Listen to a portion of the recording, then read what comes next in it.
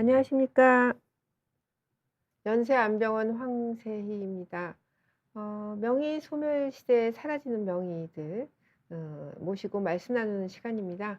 오늘은 2024년 성탄절 저녁입니다. 크리스마스 시기와 연말은 한 해 중에서 가장 아름다운 시기죠.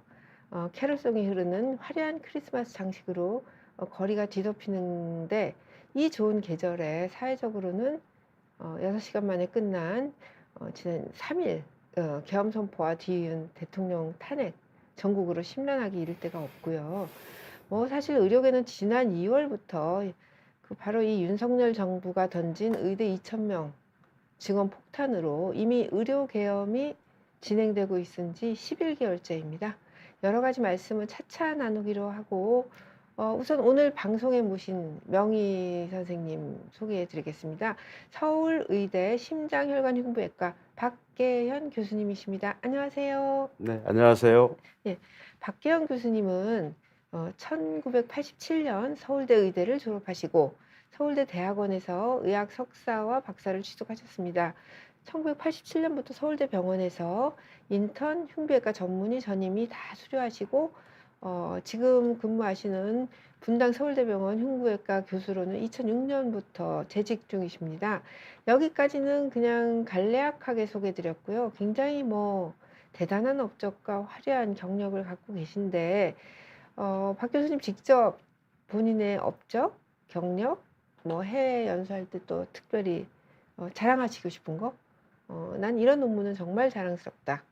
그리고 수술 관련도 너무 유명하시지만 그래도 나는 이건 특별히 내가 좀 말씀드리고 싶다. 이런 거 좀 소개해 주세요.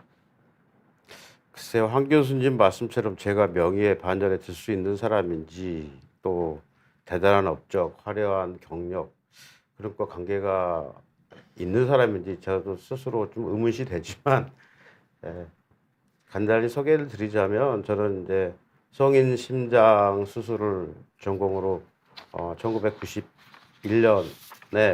전문의를 92년이군요. 92년에 취득한 이후로 지금 40년 가까이 일을 해오고 있는데, 그나마 이렇게 명의 근처에 이렇게 잠깐 이름을 내밀 수 있게 된 거는 아마 그 심장 수술 중에서 가장 어려운 그 대동맥 수술에 조그마한 기여를 해서 인정을 받지 않았나 생각을 합니다.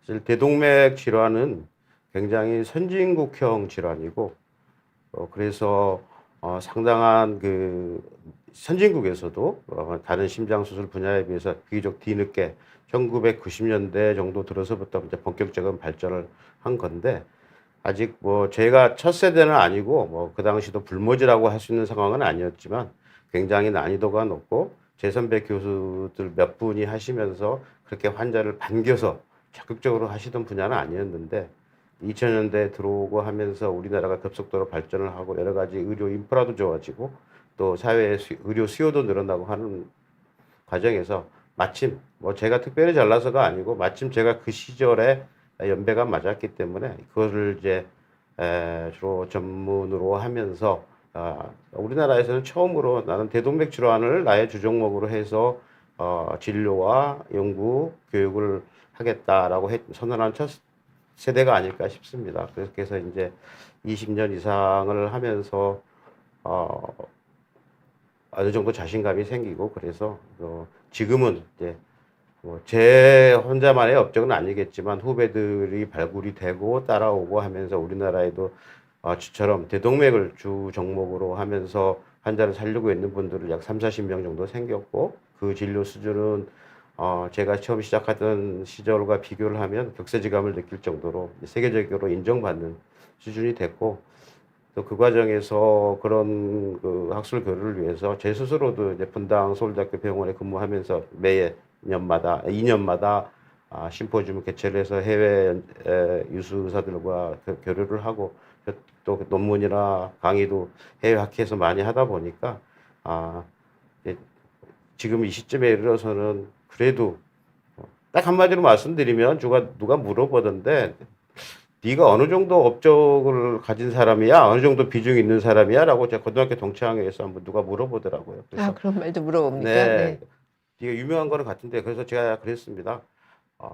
축구 선수로 치면 프리미어 리그에서 활약하는 제가 손흥민 선수 정도까지는 아니더라도 뭐 예, 손흥민 선수 네, 정도 되죠. 예. 그 정도에서 네. 그러니까 누구 하면 그래도 이 대동맥을 사실 대동맥 수술을 전문을 하는 분들이 세계적으로 한 1, 2천 명이 되질 않습니다. 그래서 그 중에서는 대부분 알아주는 그 정도 업적이 있다라고 말씀을 드리겠습니다. 예, 뭐 지금 1000명에서 2000명 사이라고 하셨는데 대동맥 질환을 하는 전 세계의 그 의사 선생님이 사실 80억 인구를 비교하면 굉장히 적은 숫자고요. 우리나라 5천만 중에서 한 30명 정도가 그 대동맥 박리 정말 이거 옛날에는 그냥 다 대부분 죽는다 이렇게 생각했는데 요즘 뭐 꽤 많이 살리시죠. 꽤가 아니고 다 살죠. 다 네, 살린다고 옛날 100%는 예, 아니지만 아유 100%는 없죠. 예. 네, 그러니까 그래도 막 80-90% 이렇게까지 살리시죠. 예. 90% 이상. 90% 네, 이상이요. 네. 그러니까 열의 9을 살리는 병으로 그러니까 대동맥이라는 게 우리나라 몸의 중심에서 가장 크고 중요한 혈관인데 그 혈관이 이렇게 찢어지는 거죠. 쉽게 얘기해서. 이거를 인제 살리는 대단한 그 의술을 펼치시는 분입니다. 예. 그 5천만에 한 30-40명 있다고 하시고요. 90%라 그러니까 뭐 정말 너무나 놀랍네요. 예, 옛날에는 뭐 대부분 돌아가시는 걸로 알고 있던 건데 예, 또 계속 말씀 나눠 보겠습니다. 사실 명의 지금 아니라고 하시는데 이 저기 제가 엄선한 명의들이 다 내가 명의야." 뭐 이렇게 또 겸손하게 말씀을 하시네요. 명의는 난치성 질환 또 응급 상황에서 신의 한 수죠. 정말 의술이 신의 한 수를 통해서 생명을 되찾아 주는 분입니다. 사실 대동맥 박리도 그냥 방치하면은 살 수가 없잖아요, 사람이. 근데 수술을 해서 하는 거니까 자연 치유라는 거는 없는 거죠, 거의. 대동맥 박리도 생긴 위치에 따라서 예. 한 전체 절반 정도는 처음부터 수술하는 건 아니고 네. 내과적인 치료를 거쳐서 이제 장기적으로 관찰하다 수술한 경우가 있지만 네. 한 50% 정도 그러니까 뭐 위치가 네. 위치에 따라서는 그 50%는 정말 시간당 1, 2% 이상 네. 그러니까 사망률이 높아지는 거죠. 그러니까 시간당 1, 예. 2%씩 그러니까 진단이 되는 대로 가장 빨리 수술해야 되는 네. 아마 그 응급성으로 치면 뭐 뇌경색이나 심근경색과 똑같고 더 심할 수도 있겠습니다. 예. 그 환자와 가족들에게는 사실 내 가족이 대동맥 박리인데 수술해야 되는 경우라면 정말 구세주 같은 존재인 거죠. 그런데 인제 한국 의료계에서 특히 환자들이 진짜 필요로 하는 빛을 발하는 명의가 빛을 발하는 이런 명의 필수 의료 분야에서 그 명의들이 서서히 인제 사라지고 있는데요.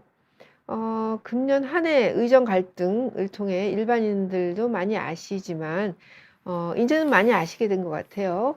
지난 30년 이상 의료 수가, 원가 미만으로 보존해 온 건 다 아실 거고요. 특히 인제 필수 진료는 할수록 손해를 보는 시스템이 운영이 돼 왔죠. 어 교수님 후배신가요? 김웅환 교수님께서? 김웅환 교수는 저랑 동기입니다. 동기세요? 네. 동기분은 또 인제 소아흉부외과를 하는데 지난 여름에 그런 인터뷰도 하셨더라고요. 소아 어린이 심장병을 치료하시는 훌륭한 또 다른 명의신데 뭐 수술할수록 적자가 나니까 암적인 존재랍니다. 이런 인터뷰를 하셨어요. 그래서 제가 참 너무나 가슴이 아프고 한국 사회가 이렇게까지 서울대학 교수님이 이런 말씀을 하실 정도까지 인제 '필수 의료가 끝판까지 왔다.' 이런 느낌을 드는 상황입니다. 그래서 이 손실을 필수 의료를 하는 손실을 비급여 진료로 보충을 하면 돈벌이의 혈안이 된 악마적 의사가 되는데 사실 뭐 비급여 할 수도 있고 안 할 수도 있는 건데 대한민국은 공공의료가 15%가 정도밖에 안 되잖아요. 그것도 채 안 되기 때문에 85%가 민간이 자기 돈 내서 이렇게 차린 그러니까 뭐 문을 연 병원에서 원가 보증을 안 해 주니까 이걸 비급여로 보충하면은 악마라고 하니까 이 뭐 결과는 거의 뻔한 거고요. 이런 시스템은 전 세계적으로 유례를 찾아볼 수가 없습니다. 흔히 인제 유럽이 공공의료가 발달돼 있잖아요. 그래서 인제 수가가 일정하지만 물론 우리나라보다는 10배 정도 비싸더라고요. 제가 보니까 맹장 수술 같은 것도 10배 정도 비싸요. 근데 거기는 공공의료이기 때문에 적자가 나도 국가 돈으로 메꾸는데 우리나라 필수 의료는 사실 그 개인이 부담을 해야 되는 거죠. 그런데 그거를 인제 비보험으로 쪼끔 보충하겠다 그러면 악마라고 하는 게 우리나라 문제입니다. 예, 더 심각한 문제.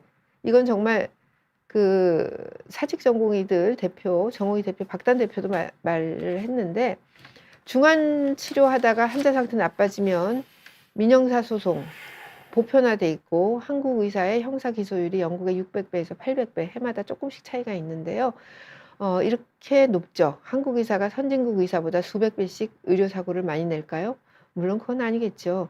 뭐 민사 보상금도 몇 억, 몇십억까지 개인에게 판결이 나죠. 필수 진료 기피의 가장 큰 원인입니다. 제가 이 말씀을 반복해서 드리는 거는 정말 말하고 또 말해도 지나치지 않는 것 같아요. 선진국은 치료 결과가 나빠도 의사의 고의성이 없는 한 의사에게 과실을 묻지 않고 국가가 책임을 집니다. 이게 뭐 의사를 보호하기 위해서는 아니고요. 우리나라처럼 뭐 의사에게 책임을 지우면 아무도 그 분야를 안 하기 때문이죠. 예. 그리고 또 필수 진료과는 응급이 있으니까 저녁이 있는 삶도 없고 아무튼 이렇게 해서 모든 꺼리는 조건이 30 년간 지속됐고 우리 박계현 교수님 같은 분이 인제 소위 말해서 정말 성실하게 일하고 후진국 세대에 박계현 교수님이 후진국 국민이라는 게 아니라 후진국일 때 태어나서 선진국을 살고 있지만 몸에 밴 그 성실과 후진국 막 열 몇 시간씩 일하는 게 일상으로 돼 있던 이 86 세대 의사들이 지금까지 이걸 사실 보충을 해준 거예요. 지금 50대 후반에서 60 대. 예. 근데 이 86 세대 의사들이 은퇴 시기를 앞두고 참 큰 문제입니다. MZ 의사들은 의정 갈등 기간에 필수 의료를 하고 싶던 그 젊은 선생님들도 못 해 먹겠다 뭐 이렇게 나오게 됐고요. 교수님 이거 지금 이제 명의를 모시고 저희가 명의 선생님을 소개해야 되는데 말이 길어졌습니다. 그 내년에 산부인과 전공을 하겠다고 지원한 전공인 전국에서 1 명이에요. 흉부외과 2 명입니다. 분당 서울대병원 어떻습니까? 없죠? 당연히 네. 없죠. 예. 뭐 없으니까 뭐 내년 후년이라도 나오겠습니까? 안 나올 가능성이 많겠죠. 그러니까 이게 인제 맥이 끊어지는 거고요. 이런 상황에서 또다시 대동맥 박리 같은 고위험, 고난도 수술을 하는 박계현 교수님 정말 귀한 분이시죠. 박 교수님 전공 분야의 치료법이 난이도가 얼마나 높은 수술인지 설명 잠깐만 아까 왜 선진국형 병이라고 그러셨잖아요. 네. 왜 선진국형이고 이게 왜 그렇게 난이도가 높은지 좀 설명해 주세요. 선진국형 병이라고 하는 네. 거는 이제 두 가지 의미가 있습니다. 하나는 그 진단 면인데요. 일단은 지금 이제 대동맥 박리가 가장 드라마틱한 예라서 주로 박리증이 이제 황 교수님의 그 뇌리에도 깊이 박혀 계신데 그 외에 그렇게 급성은 아니지만 잠재적인 그 대동맥 파열 위험 때문에 수술을 해야 되는 또 대동맥류라고 하는 질환이 또 있거든요. 예. 꽈리처럼 이렇게 생기는 네, 거죠. 네. 예. 근데 사실 그거는 이제 그 노년층에 네. 생기는 질환이라서 일단 평균 수명이 70대 중후반이 넘어가는 국가. 다음에 그런 거를 진단할 수 있는 CT나 이런 첨단 장비가 보급이 돼 있고 또 그거가 파열되기 전에 미리 진단할 수 있는 어떤 건진 시스템 이런 게 정착돼 있는 나라. 또 70대 중후반 옛날 같으면 집안 살림 때문에 치료를 포기해야 되는 분들이 우리나라에 많았는데 이제 그런 분들에게도 적극적으로 수천만 원, 수억 원을 써서 치료를 할 수 있는 그 나라의 재정 이런 게 돼야 가능하기 때문에 선진국형 질환이고 또 의료 분야 면에서도 당연히 세계 그러니까 세계 최고라고 하시대. 최고의 예, 수준에 예, 맞는 예. 그런 의사뿐만이 아니고 전반적인 시스템이 갖춰진 의료 환경에서 가능하기 때문에 선진국형 질환이라고 말씀드린 겁니다. 아마 대동맥뿐만이겠습니까? 뭐 여러 가지 이식 수술, 또 뇌종양, 뭐 여러 가지 질환이 들어가겠지만 대동맥 질환도 아마 가장 그 선진국 그 의료의 지표가 되는 질환이 아닐까, 그중에 하나가 아닐까 생각합니다. 예, 저희 말씀 나누는 동안 그 또 시청자 질문도 들어와 있네요. 김민님, 와, 박계원 교수님, 대동맥계의 손흥민이셨군요. 예, 맞습니다. 90% 홀리해피님은 와, 대동맥 박리가 90% 이상 생존한다니 정말 대단합니다. 뭐 이런 말씀도 나왔고요. 김민님께서 한국의 의료비가 유럽보다도 10배 차이 나나요? 이렇게 말씀하셨는데 제가 이제 말씀드린 건 대표적으로 우리가 맹장염 있잖아요. 맹장염 수술도 10배 정도 차이 납니다. 예, 미국하고는 4, 50배 차이 나고요. 뭐 미국하고는 뭐 100배씩 차이 나는 것도 많습니다. 예, 굉장히 쌉니다. 예. 예, 일단 뭐 답변을 몇 개 드렸고요. 우리나라 훌륭하신 흉부외과 선생님들 없어지셔서 너무 안타깝고 무서워요. 예, 저도 무섭습니다. 예, 또다시 이제 박 교수님하고 말씀 나눠보겠습니다. 후학이 어느 정도 배출되고 있습니까, 지금? 흉부외과는 이제 크게는 두 파트로 나뉘죠. 그 안에서 세부 전공이 한쪽은 이제 심장과 혈관 심장 혈관외과가 있고, 또 한쪽은 폐암, 뭐 식도암, 또 기흉 이런 치료를 하는 이제 일반이라고 해서 조금 전문성이 떨어진 것처럼 들리지만, 그러니까 저희들은 그렇게 부릅니다. 일반 흉부외과 파트가 있는데 대충 비율이 5대5 혹은 6대4 정도로 6이 심장 혈관외과죠. 그렇게 되고 있는데, 이제까지가 그렇습니까? 앞으로도 그렇게 지금도 될까요? 대부분 진로나 일하는 그 내용이나 또 네. 현재 봉직하고 있는 선생님들의 비율이 그 정도 됩니다. 그런데 이제 지금 전국의 전공의들이 매년 30명 조금 안 되는 숫자가 지금 10년째 배출되고 있죠. 전국의 전공의 TO 있는 자리는 한 50에서 60명 정도 되는데 한 절반 정도 잡고, 최근에 30명 넘은 적은 한 번도 없는 걸로 알고 있고, 또 그중에 또 한 두세 명 정도는 이제 전공의 과정 중에 또 그만두거나 탈락을 하고, 그래서 매년 한 25명 조금 넘는 숫자가 배출이 되는데, 그분들이 다 나중에 제 생각에는 뭐 여기에는 여러 가지, 저희 흉부외과 안에서도 여러 가지 의견을 가지신 분이 많지만, 사실 이분들이 다 전문성을 가지고 제대로 일할 수 있는 환경을 제공받아서 충분히 자기의 역량을 발휘한다 그러면 30명 정도 숫자는 그렇게 아주 부족한 숫자는 아니라고 생각을 합니다. 그렇죠. 예. 그런데 음.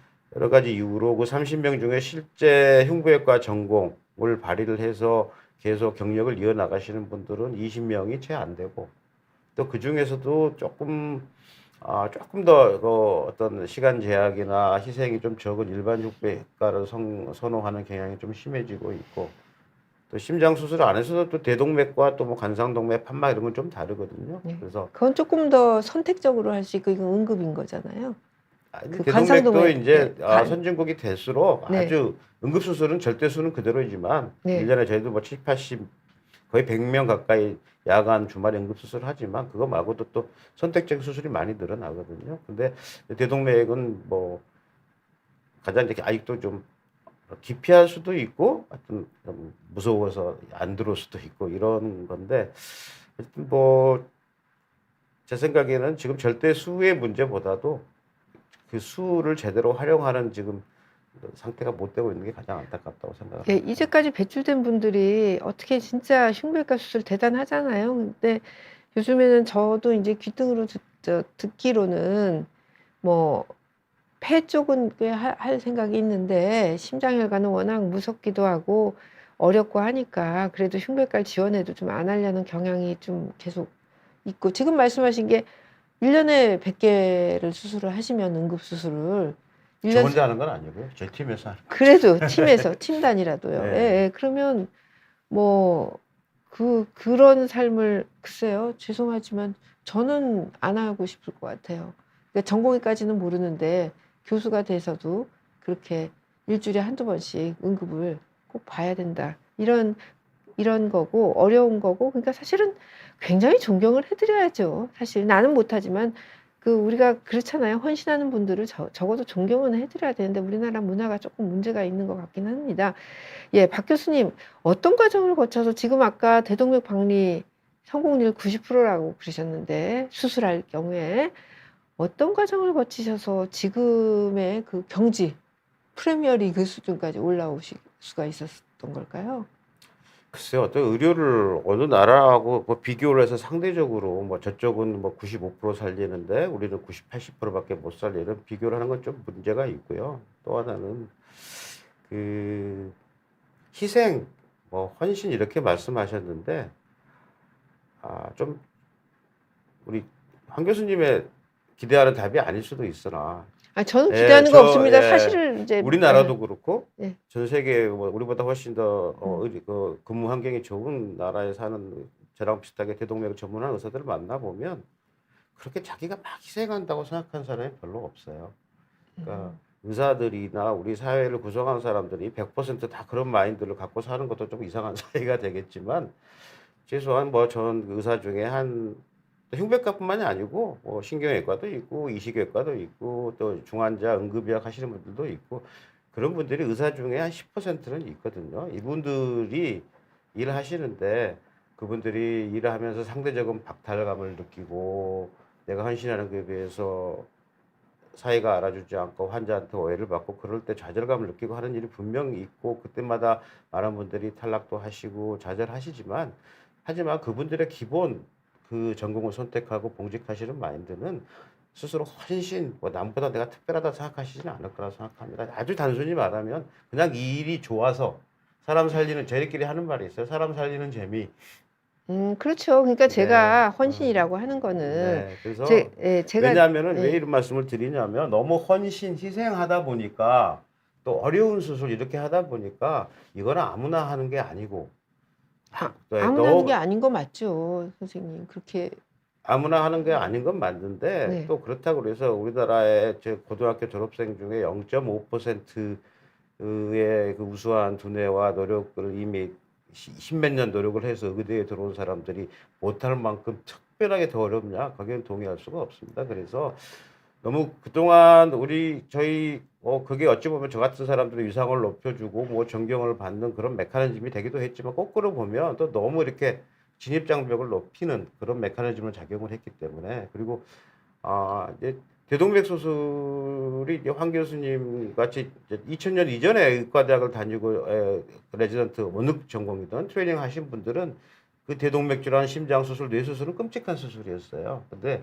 지금은 소정의 어떤 충분한 그 트레이닝을 받고 주변에 잘 갖춰진 환경이 있다면 옛날처럼 아주 특별한 사람, 특별하게 하늘이 내리신 재주, 뭐 엄청난 희생 이런 걸 하지 않고도 할 수 있는 전공이 됐다고 생각을 하거든요. 바로 그런 게 저희 세대들이 환자를 살리기도 했지만 학문과 발전과 어떤 체계적인 교육 체계를 갖춰 놓는데 기여를 한 부분이 있기 때문에 그래서 좀 그거는 조금 약간 별도로 해서 말을 그러니까 저희들 뭐 존중하지 말아 달라는 이야기로 받아들이시면 안 되지만 이거가 너무 힘들고 너무 희생이고 이런 말은 제 스스로 좀 경계를 하는 부분이 있습니다. 네, 박 교수님에 대해서 저기 따뜻한 초콜라떼 님이 말씀하셨네요. 손흥민 님도 축구 쉽다고 했습니다. 크크. 그리고 쉬운 건 아니죠. 그러니까 그리고 소방관 님들도 자기 할 일 했을 뿐이라고 하시고요. 사실은 희생인 거죠. 그러니까 일단 하겠다고 한 사람들은 그게 희생이 아니라 좋아서 하는 거, 사람 살리는 재미라고 하잖아요. 근데 사람을 살려도 자기의 전역이 없는 삶에 대해서 이제 선택을 하기는 쉽지는 않은 세대인 거죠. 우리나라가 지금은 뭐 36,000불 정도의 나라가 되면 누구나 이제 힘든 일은 안 하는 거죠. 그러니까 딱 뭐 대한민국이 어떤 나라입니까? 이 윤석열 정부가 88시간 주당 강제 근무하는 그 전공의들은 이렇게 막 노예로 계속 있어라 라는 말을 하지만 사실은 주당 52시간 최고 주당 52시간 하는 거 69시간 받길래다가 정권 넘어갈 것 같아 갖고 그거 취소한 정권입니다. 이게 대한민국 문화예요. 그러니까 뭐 옛날에 다 그렇게 했다 이런 거는 옛날에 다 가마 타고 다녔죠. 예, 누가 뭐 구두라도 신었나요? 자동차 타면서 옛날엔 다 했다 이런 거는 이제 있을 수는 없는 일이고요.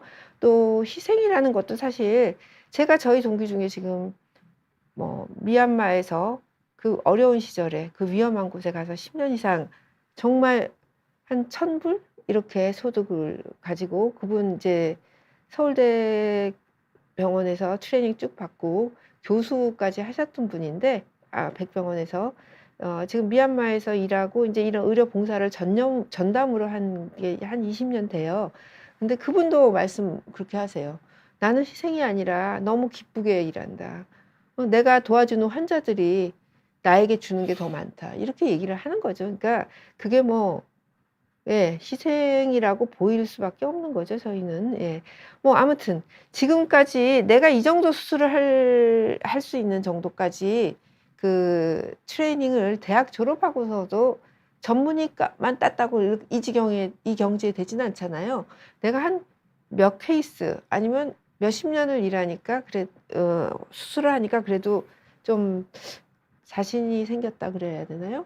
한 얼마나 수술을 하시니까 좀 그래 내가 못 고치는 환자는 환자 상태가 너무 나쁜 거다 이런 확신이 들 정도 경지가 됐나요? 아직 그런 확신을 가졌다 그러면 너무 건방진 거고요. 네.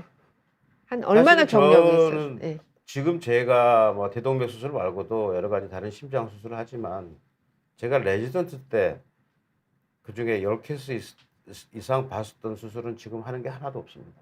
예.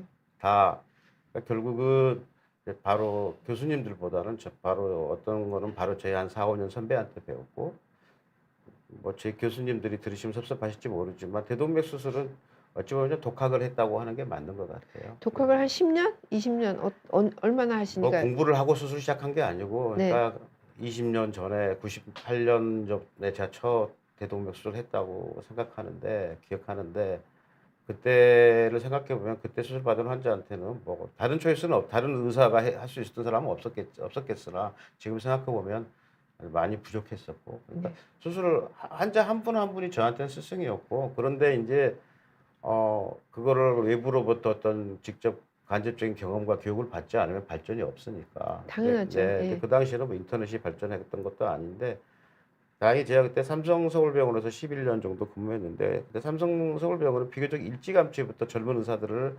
해외 작은 학회나 조그만 미팅들에 좀 비교적 좀 자주 보내주는 편이어서 어, 다른 분들한테 어깨너머로 배우고 또 책 보고 특히 대동맥술 같은 거는 바로 이웃인 일본이 현재로서는 제 생각에 세계 아직은 제일 탑 수준인데 마침 가까이 있고 그래서 그분들한테 간접적으로 병원을 가볼 기회는 많지 않았지만 배운 게 많습니다. 그래서 케이스는 몇 케이스 이상 뭐 그런 거 말하기는 그렇지만 10년 정도 하니까 네. 그 토탈 뭐 심장 수술, 대동맥 수술 합해서 1,000명 정도 하니까 이제 뭐 환자가 돌아가시지 않을까 하는 불안에 수술 전날 잠을 못 자고 그런 건 좀 없어지기 시작했고 그래 이 정도면은 환자분한테 미안하지 않겠다.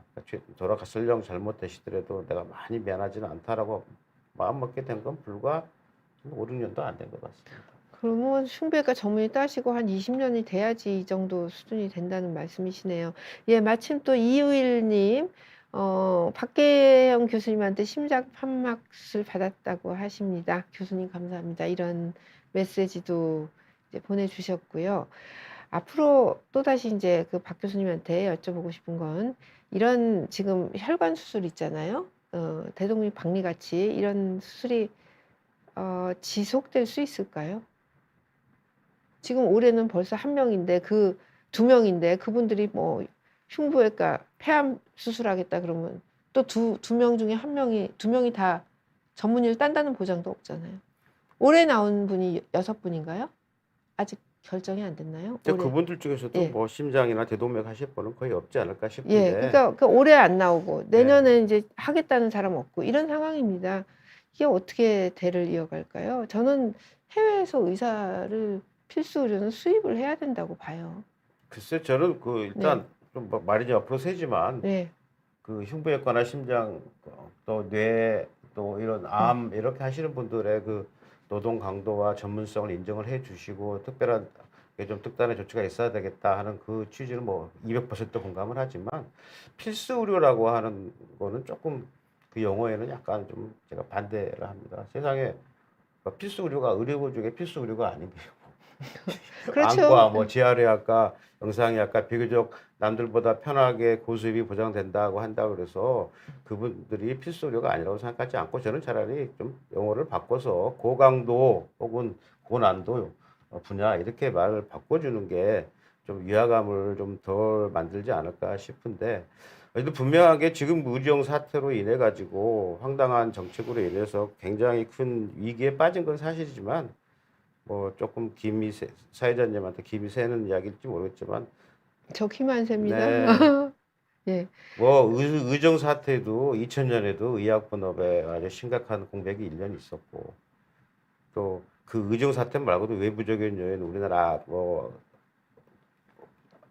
80년대 이후만 선진국에 비슷하게 된 이후만 해도 IMF 한 번 있었지 또 2008년 사태 있었지 그리고 정치가 또 이렇게 대통령이 탄핵되고 있었지 한 번도 어느 한 해도 올해는 참 무사히 잘 지나갔다 했던 적이 없었던 것 같은데요. 네.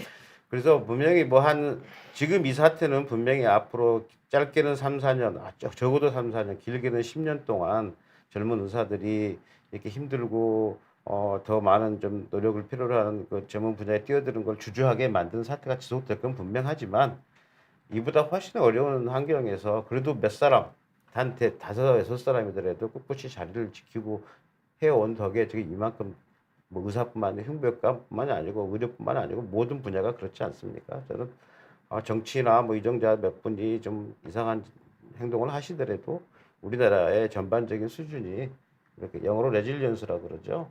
그 회복 탄력성이 이제 충분히 갖춰진 선진 사회라고 생각을 하기 때문에 한 5년, 10년 정도 후면은 좀 더 현명해지고 또 이게 전화위복이 돼서 이제 의료라는 거를 단순하게 뭐 의사들을 돈이 너무 많이 번다, 뭐 힘든 애는 돈 많이 줘야 된다 이런 논리보다 조금 더 좀 더 치밀하고 잘 따져보는 정책 수립을 위해서 좀 지혜를 모으고 하는 계기가 되면 또 그렇게 될 거라고 믿고 좀 나아지지 않을까 싶은데 단 5년, 10년간은 현직에 있는 저희들이 또 저보다 한 10년, 15년 후배 현재 가장 중추를 이루고 있는 40, 50대 우리 교수님들, 전문의 선생님들이 좀 힘든 시기를 있게 지나가야 되겠죠. 하지만 저는 이게 완전한 뭐 절망이나 뭐 멸절로 가지는 않을 거라고 나름 교수님. 희망적으로 생각을 합니다. 그 시대하고 다릅니다. 지금 젊은 MZ 세대는요, 기본으로 선진국 세대에 태어났어요. 자녀도 한 명? 1점. 지금 뭐 2000년생만, 지금 의과대학 애들, 저 학생들은, 저희는 그 출생률이 4명 이럴 때 태어나갖고, 저희 세대에는 100불이 안 됐어요. 교수님 아세요? 교수님 태어나던 시절에 100불이 안 됩니다. 우리나라. 근데 지금은 36,000불이고, 대여섯 명 이렇게 치면서 다 같이 가난하게 막 진짜 죽어라고 일하던 세대가 아니라, 지금 MZ 세대는 다 한 명 아니면 두 명. 그쵸? 그리고 70% 정도가 의과대학생들의 다 교육을 엄청나게 시킬 수 있는 그 재정적인 여유가 있는 집에서 자라고, 그리고 그냥 박 교수님은 그 의사들만 보셨잖아요. 저는 일반 회사 같은 데도 있어 보면 업무에 있어서 요즘 이거는 전 세계적으로 마찬가지예요. 삼류 시대 아닙니까? 뭘 하라 그러면 박 교수님 무조건 하셨죠. 요즘 삼류 아시죠? 이걸요? 제가요? 왜요? 이거는 아주 트리플로 이게 세트로 말을 해요. 그런 세대의 그 시대적 변화가, 그러니까 저는 사실 그렇게 봐요. 후진국 시대에 자라서, 그러니까 말하자면 뭐 말씀드리긴 좀 송구스럽지만 아프리카의 저기 추장 같은 분이 선진국 젊은 청년을 자꾸 이렇게 뭐 이거 해라 저거 해라 한다고 해서 저는 세대 갈등이 너무 그러니까 선진국 청년들을 후진국 시대를 살은 지금 대통령이 보세요. 지금 2024년에 뭔 계엄입니까? 그 머리는 70년대 공부했고 이런 사람은 안 바뀌는 거죠. 그러니까 이런 후진적인 세대를 살아낸 그야말로 정말 죽기 살기로 살아낸 사람들 층이 있는 거고, 지금 세대는 사회 전반에 거쳐서 뭐 주 69시간 사실 저도 120시간씩 일했어요, 주당. 근데 제 말씀은 예. 제 말씀은 지금은 안 합니다. 그렇게. 제 말씀은 네. 이런 후진국이나 중진국에 통했고 네. 그 상태에서 우리가 굉장히 제한된 어떤 재정으로 최대의 국민들한테 혜택을 주기 위해서 유지해 오던 이런 의료 시스템이 이제는 안 맞는구나라는 걸 그쵸? 절실하게 아는 깨달아야 계기가 돼요. 됐으니까 예. 근데 그런 시스템이 유지되는 한에서는 당연히 황 교수님의 걱정처럼 이제 단절과 그런 게 이제 되겠죠. 그렇게 되면은 외국에서 수입하려고 그래도 우리 국민의 눈높이에 맞는 외국 유사들은 오지 않습니다.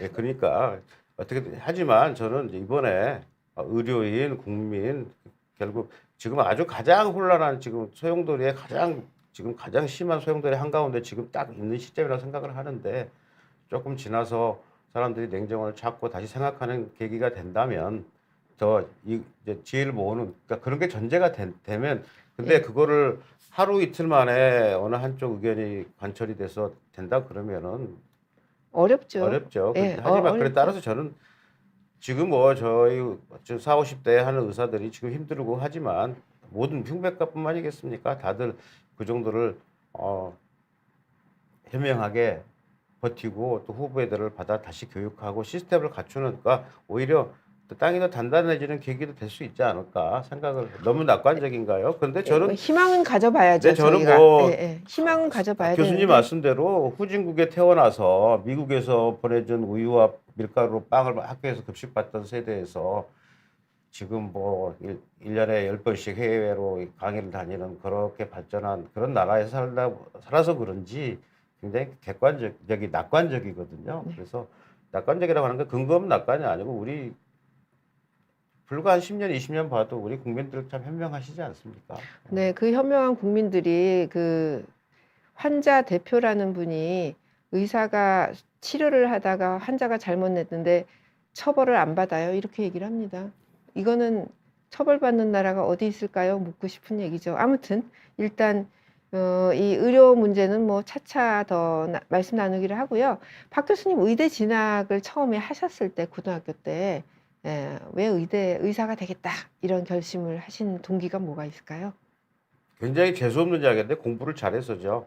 네. 저는 뭐 서울에서 태어난 게 학교를 다닌 게 아니고 지방에서 고등학교까지 나왔는데 그 당시 70년대에 공부 좀 하는 시골 애들한테 보이는 멋있는 직업은 구시사법고시 아니면 의대밖에 더 없었죠. 아마 제가 서울에 그래도 좀 주변에 여러 가지 다양한 뭐 전공도 하시고 교수도 하시고 그런 분이 제 주변에 계셨다면 조금 다른 선택을 했을지도 모르겠는데 그래서 그쵸. 의사가 되고 싶었는데 뭐 그때 어린 마음에도 의사가 뭐 잘 살고 뭐 그런 거보다는 그냥 멋있어 보인 거죠. 사람 고치고. 예. 일단 똑똑한 사람이 하는 게 맞는 것 같고 또 예. 사람한테 도움을 줄 수 있는 것 같고 뭐 그러면서 뭐 그렇다고 일방적으로 손해 보는 직업은 아닌 것 같고 그리고 계속 나쁜 사람한테 하는 검사나 판사보다는 나은 것 같고 그래서 의대를 네. 왔습니다. 남을 도와주는 직업이라서 오신 것 네. 같고요. 그 의사 중에서도 흉배과, 그 사실 굉장히 어려운 건데,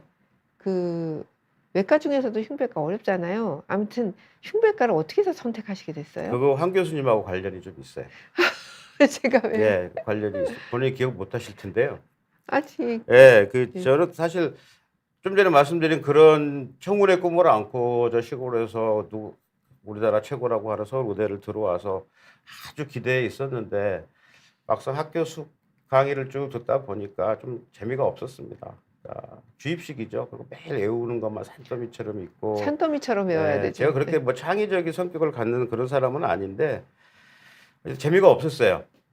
음. 그래서 6년 동안 이렇게 별로 즐겁게 5년 동안 이제 본과 3학년까지는 그냥 그렇다 공부를 안 한 건 아니고 성적은 그런 대로 받고 다 했지만 재미를 못 느꼈고 뭘 하지? 그렇게 고민을 하는데 그나마 심장이 조금 멋있어 보여서 심장 내과를 해야 되겠다. 근데 내가 그동안 학교 수업도 별로 열심히 안 듣고 그런데 4학년 됐으니까 한번 실습을 한번 제대로 한번 해보자. 근데 마침 내가 심장 내과를 하니까 심장을 한번 직접 보고 싶어서 흉부외과를 그때는 모든 저희 4학년이 다 로테이션 하는 게 아니고 한 몇 명 안 했거든요. 근데 흉부외과를 한 달을 했는데 딱 가니까 그 레지던트 이제 치프죠. 4년차 레지던트. 야, 너 우리 인턴도 별로 없는데 너 한 달 동안 먹여주고 지어줄 테니까 인턴 할래? 그래서 네. 그러고 제가 인턴이었죠. 네, 한 선생님 인턴이셨죠. 그때 계속 아이씨 힘들어 이러고 다니셨었는데 너무너무 네. 똑똑하고 진짜 일 잘하는 학생이어서 아이 저보다 일을 뭐 잘하셨어요. 예, 예. 아니 어쨌든 간에 뭐 그런 건 거짓말이시고 어쨌든 음. 심장을 딱 보는 순간 제가 제 심장이 뛰더라고요. 아, 그리고 운명이네요. 심장과의 네, 그래서 운명과의 요거는 근데 마음이나. 이제 예. 많은 분들이 이제 옆에서 말리셨고, 넌 손재주도 별로 없고 성격도 덜렁대고, 또 우리나라 심장 수술을 하면 그때는 하면은 뭐 대동맥 수술 말고도 다른 심장도 뭐 100명 하면 한 5명, 10명 잃고 그러던 시절이기 때문에 그쵸. 힘든데, 또 심장 수술 한 번 하면은 2박 3일씩 집에 못 가고 밤새고 왜 하느냐? 바로 그래서, 그러니까 또 발전의 가능성이 있지 않을까. 그리고 분명히 그때도 벌써 외국의 선진국에서 나오는 논문이나 교과서를 보면 이보다는 더 잘할 수 있을 것 같은데. 아, 예. 예. 대단하십니다. 예. 예. 그래서 좀 좀 잘난 척하는 것 같지만 좀 힘들어서 했어요. 힘들어 예. 보여서. 아니, 그렇죠. 네. 안 그러면 그건 할 수가 네. 없고요. 교수님, 그때 저는 맞죠. 예. 소아흉배과였잖아요. 네. 그때 한 달에 수술했는데 사실 13명이 사망했어요. 수술한 환자. 그러니까 굉장히 사망을 많이 하던 시절이었던 것 같아요. 수술을 그로부터 하면. 2년 예. 후에 제가 레전드 2년차 주치의를 할 때는 하루에 사망 진단서를 3명을 사망 진단서 쓴 적도 예, 있어요. 그런 정도로 그냥 그때는 그래도 최고의 대한민국에서 그래도 제일 잘한다는 선생님들이 해도 심장 수술이 그렇게 어려웠던 시절에 이제 힘들어서 했다 이런 말씀을 또 해주시고요. 뭐 하긴 뭐 저는 사실 뭐 흉배관 고사하고 암벽 등반 취미로 하는 것도 잘 이해가 안 돼요. 저 힘든 걸 왜 하나 싶은데 힘들어서 좋다고 하시는 분들이 있잖아요. 뭐 예, 마찬가지죠. 예, 마라톤 예, 뭐 그렇죠. 다 뭐 마찬가지 예, 아니겠어요. 제가 뭐 아니 올라갈 산을 내려올 산을 왜 올라가니 뭐 이런 말을 하는 사람이 있기 때문에 힘든 게 또 좋아서 하시는 분들이 있고 이런 분들은 이제 격려를 해주고 존중을 해주는 그런 문화가 있었으면 좋겠습니다. 예, 흉부외과 의사로서 내가 한국 의학 발전에 기여했다 하는 거는 아까 말씀을 잠깐 하셨잖아요. 예. 처음으로 나는 대동맥 박리를 그냥 그때는 왜 분야 없이 대강 하셨는데 나는 대동맥 박리를 하겠다 딱 선언을 하셨던 거잖아요. 그죠? 예. 그래서 이게 더 많은 후학들이 그나마 생겼다고 그래도 자부하시죠? 네, 그러니까 환자를 예. 먼저 찾아가니까 뭐 한 20년 동안 제 핸드폰 번호를 공개를 했거든요. 아, 예, 대단하십니다. 그러니까 그래서 뭐 지금은 그럴 필요가 없어졌지만, 이제 그렇게 했고, 환자를 먼저 찾아갔고, 그다음에 해마다 좋아지는 거를 이렇게 학회라 이런데 무슨 이걸 통해서 보여주니까 저보다 10년, 20년 후배 이제 의사들이 그럼 나도 할 수 있겠다 희망을 갖고, 또 하나 걱정은 그런 환자가 얼마나 있겠어? 근데 생각보다 이게 많구나. 그런 거, 이게 뭐 사실 대동맥 질환이라는 게 토탈 우리나라 1년에 한 연간 4, 5천 명 미만으로 생길 텐데, 수로 보면 그렇게 큰 임팩트가 큰 질환은 아니죠. 하지만 그 환자분 개개인 한 분에 한 분에, 또 이 암과 달리 대동맥 수술은 정말 잘 되면 100% 정상 생활로 돌아가는 거거든요. 예. 그래서 그 가족이나 그분의 어떤 사회적인 어떤 생활 이런 거에 미치는 임팩트는 적지 않다고 뭐 생각을 대단한 하는데, 거죠. 네, 그래서 예. 죽었다 뭐, 살아나는 뭐 경험이죠. 예. 업적이지만 어쨌든 그냥 예. 뭐 의학 발전이라기보다는 한 사람의 외과 의사로서 그냥 롤 모델의 하나. 네. 그러니까 그렇다고 막 교수님 말씀처럼 다 저처럼 살라 그러면 또 그것도 말이 안 되는 거죠. 살지도 네. 않습니다. 예. 난치성 이런 수술을 하시는 의사로서 기쁜 가장 기쁜 순간은 뭐 환자 살리는 거겠죠? 가장 가장이란 말이 없죠. 예. 그 모든 순간 잘 돼서 나오고 환자 무사히 퇴원하시고, 특히 더 기쁜 순간은 그런 분이 20년, 30년 지나서 그때 갓난애였던 아들이 이제 그 엄마 아빠를 모시고 예. 그런 거 보는 순간이겠죠. 예. 그렇지만 그 어려운 수술을 하다 보면 '나 이거 괜히 했다.' 이런 생각도 하실 것 같아요. 한 번도 없습니까? 괜히 했다고 후회한 적은 없고요. 네. 흉배과 자체 대동맥 수술 하겠다고 후회한 적은 정말 여러 번 재수술을 해봐도 기억 없는데, 정말 좌절해서 눈물을 흘린 적은 있고, 뭐 저뿐만 아니고 제 또래의 다른 흉배과 교수들하고도 이런 이야기를 한 적이 있는데, 이 수술을 해서 이 환자를 살리게 해주면 내 목숨은 한 달쯤 좀 까도 하나님이 이 환자를 살리게 해주고, 뭐 대단하십니다. 그런 말을 저 말고도 몇몇 동료들하고 한 적이 있어요. 예.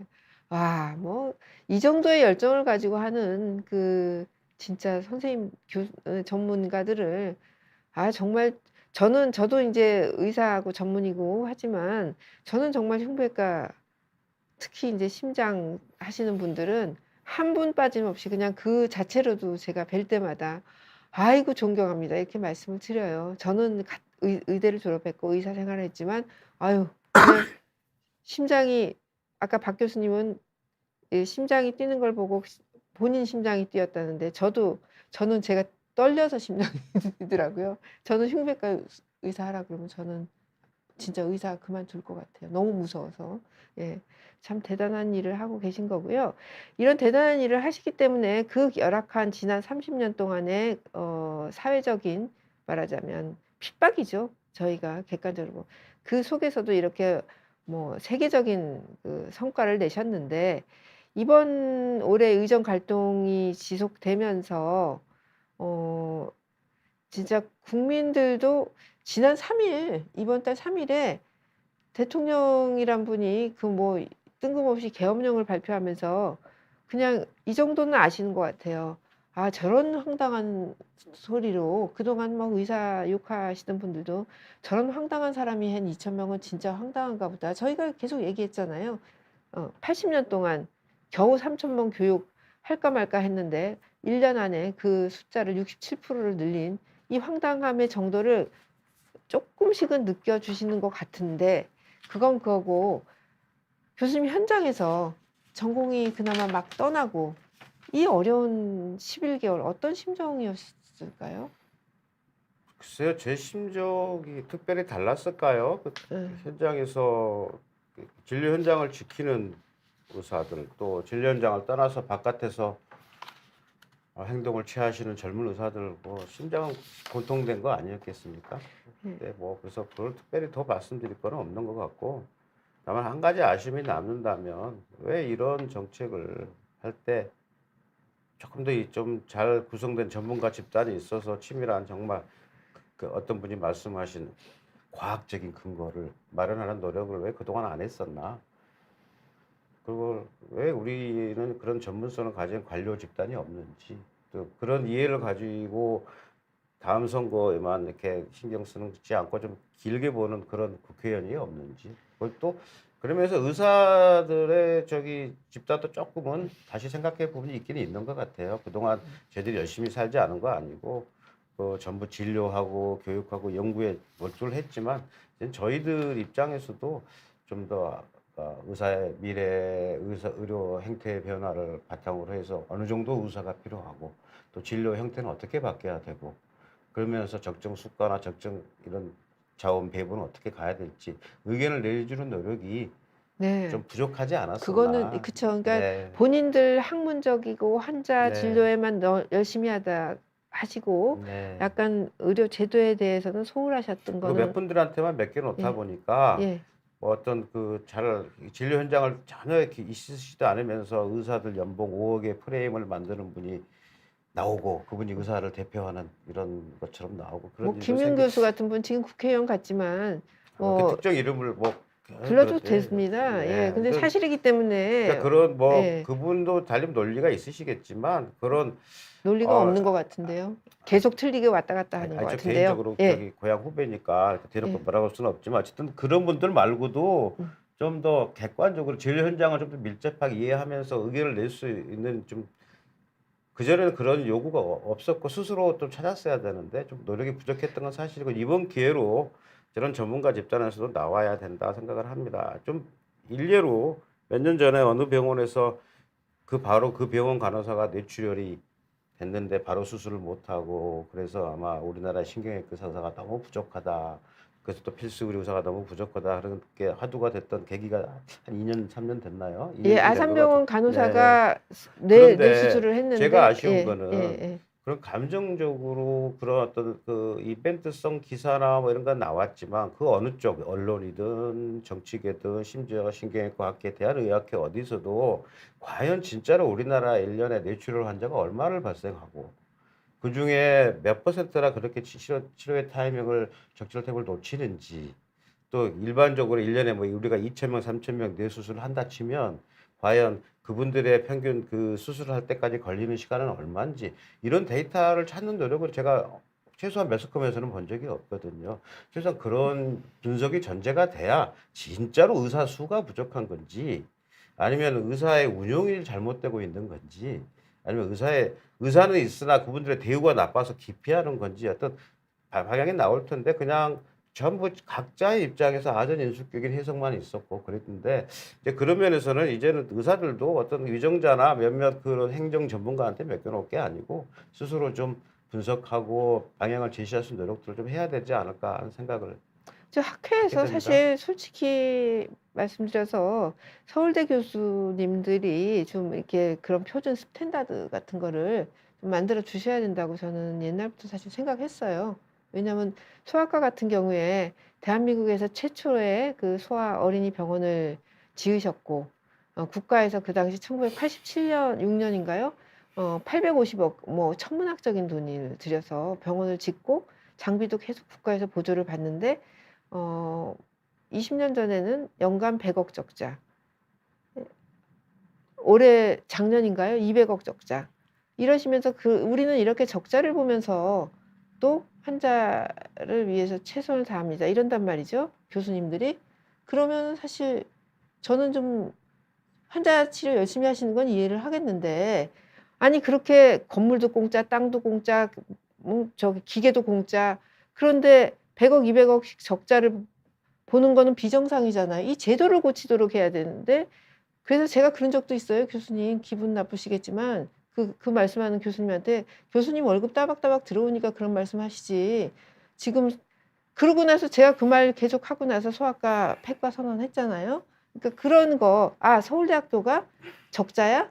그럼 이거는 굉장히 잘못된 시스템이구나 하고 고치는 노력을 사실은 좀 해주셨으면 하는 건 뭐 바람인데 사실 교수님들 너무 바쁘세요. 환자 치료하느라고 너무 바쁘시기 때문에 그런데 정말 시간을 쓰기가 너무 어렵다는 거는 충분히 이해를 하고 있습니다. 안타까운 거는 지금 이제 우리나라 필수 의료의 그 소멸과 더불어 인재들이 국제 무대로 이제 서서히 살살 조금씩 이렇게 빠져나가는 거고 이건 뭐 막을 수는 없을 것 같아요. 교수님은 뭐 영광을 보셨지만 후학들에게 뭐 자신 있게 나를 따라서 나를 봐라. 내가 이렇게 훌륭한 의사가 됐으니 나를 따라서 일생 뭐 생활을 좀 희생하더라도 멋있는 흉배과 의사가 되라. 이렇게 강력하게 권하실 수 있을까요? 글쎄 저는 지금 뭐 역시 저랑 같은 분야를 같이 하는 저의 바로 과에 바로 직속 후배 교수들을 보면 다른 과의 선생님들에 비하면 아직도 더 열악한 삶을 사는 건 사실인데 그래도 저 가끔씩은 저녁도 있고요. 옛날보다는 많이 좋아졌습니다. 네. 그래서 조금 좋아질 더 좋아질 거라고 생각을 하고 좋아져야죠. 네 네, 좋아져야 좋아야죠. 되고 예. 그리고 제가 이렇게 살았다 그래서 그렇다고 제가 또 뭐 계속 불행했냐 저도 다 집에서 애들하고 같이 놀러도 다녔고 와이프하고도 잘 지냈고 부모님한테 뭐 나름 효도도 했고 그래서 뭐 그렇게 일방적인 희생이라고 말하는 건 좀 사람에 그렇죠. 따라 기준이 네, 다른 거죠. 네, 근데 기준이 요즘은 네. 그래서 이제 요즘도 여전히 그 이제 전반적인 그 라인이 조금 올라갔지만 그래도 그 안에도 또 이렇게 편차가 있기 때문에 유지가 될 거라고 보고요. 아주 희망적으로 보시네요. 교수님은. 예. 왜냐하면 저는 뭐 이렇게 굉장히 바이어스를 갖고 있죠. 제 네. 주변에 저랑 비슷한 사람들만 보다 보니까 그런 네. 그 근거가 진짜 없는 건지 모르겠는데 네. 예. 어쨌든 그래도 올해 지원자는 두 명인 거는 현실입니다. 예. 의학의 기술이 사랑받는 곳에 인간성에 대한 사랑이 있다. 이거 히포크라테스가 말씀하신 내용이죠. 그러니까 의학의 기술을 하대하는 한국. 이거는 뭐 조선시대부터 제가 깜짝 놀랐어요. 그 조선실록을 보니까 의술이 아무리 훌륭해도 의사는 그 천하다 이런 말을 아예 써놨더라고요. 제가 그거 보고 깜짝 놀랐는데 그런 어떤 전통이 있는 것 같고 그러니까 저는 요즘 예. 사태를 보면서 네. 그 특히 지금의 우리 한국 사회 정치를 움직이시는 분들이 그런 산업공상 네. 그런 사고방식이 더 뚜렷하신 분들이 갑자기 더 역사를 거꾸로 가서 더 득세를 하신 거 아닌가 네. 좀 생각을 맞아요. 합니다. 예. 예. 기술을 하대하는 예. 한국은 인간성에 대한 의사의 기술, 의사의 의협 의술을 하대하는 그 문화는 사실 그 인간성에 대한 존중도 없다. 이런 뜻이 있는 건데요. 과연 박계영 교수님 같은 명의의 뒤를 이렇게 막 사명감, 말씀 들어보시면 막 완전히 사명감이 다 철저히 있으시잖아요. 그리고 나는 뭐 저녁이 없는 삶도 있었지만 그래도 어쩌다 하루라도 가족들과도 놀고 그걸로도 충분히 만족하시고 자랑하시는데 이런 훌륭하신 분이 계시는 거고 그 뒤를 누가 이어갈지 이어갈 수 있는 의료 문화가 한국에서 정말 생겨날 수 있기를 간절히 바랍니다. 그리고 그러면서 오늘 시간 마치겠고요. 오늘 자리에 함께 해주신 그 박계영 교수님 대단히 감사드립니다. 감사합니다.